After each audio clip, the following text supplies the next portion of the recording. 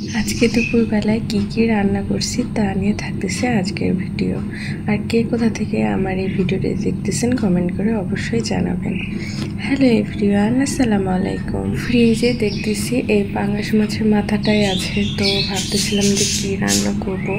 তো রাফাত রাবু বলে যে আলুর ঘাটি রান্না করব। তো আমি কখনো পাঙ্গাস মাছ দিয়ে এভাবে আলুর ঘাটি রান্না করিনি, ভাবতেছিলাম যে কেমন না কেমন হবে। তো প্রথমে মাছটাকে ভালোভাবে ধুয়ে পরিষ্কার করে হলুদ মরিচ লবণ লাগিয়ে ভালোভাবে ভেজে নিব।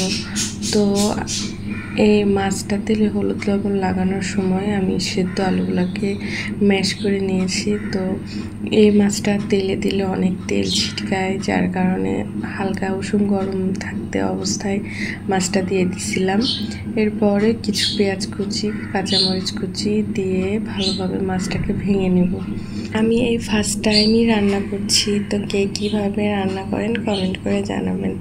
তো এরপরে মাছটা ভাঙা হয়ে গেলে আমি এখানে হলুদের গুঁড়া, মরিচের গুঁড়া, লবণ, আদা, রসুন এগুলো সবই মশলা একে একে দিয়ে ফেলি। এরপরে ভালোভাবে মাছটাকে কষায় নেব।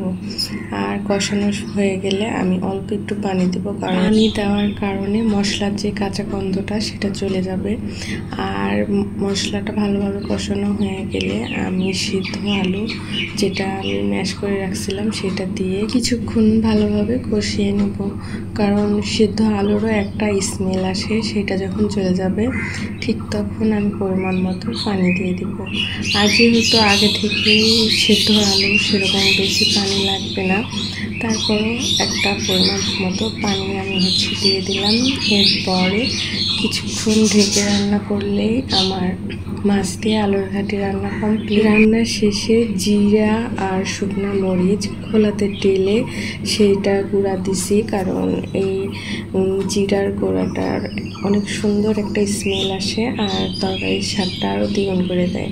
তো রাফাতের আপু অনেক দিন ধরে আমার কাছে এই ঝাল ঝাল ডিমের ভর্তা খেতে চাইছিল। অনেক গরম পড়ছিল আর রোদ, যার কারণে এই ভর্তাটা বানিয়ে খাওয়ানো হয়নি। তো আজকে যেহেতু ঠান্ডা আবহাওয়া, তাই ভাবলাম যে ডিমের ভর্তাটা বানায় দেই। তো প্রথমে আমি শুকনা মরিচ, পেঁয়াজ, লবণ দিয়ে ভালোভাবে মাখিয়ে নেব। এরপরে সরিষার তেল দিয়ে আমি ডিমগুলোকে ভালোভাবে ম্যাশ করে নেব। তো এই ঝাল ঝাল ডিম ভর্তা কার কার পছন্দ কমেন্ট করে জানাবেন। ডিম আমার সেরকম খেতে ভালো লাগে না, কিন্তু এই ভর্তাটা আমারও পছন্দ।